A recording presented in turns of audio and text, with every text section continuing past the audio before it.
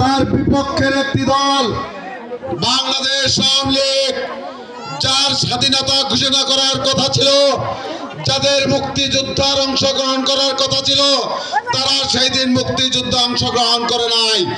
আমাদের জিয়া রহমানের নেতৃত্বে, জিয়া রহমানের স্বাধীনতা ঘোষণার মধ্য দিয়ে মুক্তিযোদ্ধাদের সংগঠিত করে জিয়া রহমান স্বাধীনতা ঘোষণা করে এই বাংলাদেশকে স্বাধীন করেছেন। আওয়ামী লীগের কোনো লোক মুক্তিযুদ্ধ করে নাই, বাংলাদেশকে স্বাধীন করে নাই।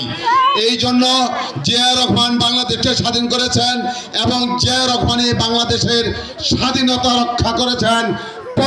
পরবর্তীতে 81 সালে একটি কুচক্রী মহলের ষড়যন্ত্রের মাধ্যমে জিয়া রহমান নিহত হওয়ার পরে আমাদের দেশ নেত্রী তিনবারের প্রধানমন্ত্রী বেগম খালেদা জিয়া সেই স্বৈরাচার এরশাদের সময় সেই স্বৈরাচারকে পতন করার জন্য বারবার আন্দোলনের মাধ্যমে তিনি জেলে গিয়েছেন এবং এরশাদ সরকারকে পতন করে তিনি বাংলাদেশে আবার ভোটার অধিকার প্রয়োগের চেষ্টা করেছেন, ভোটার অধিকার ফিরে এনেছেন এবং বাংলাদেশের প্রধানমন্ত্রী হয়েছেন।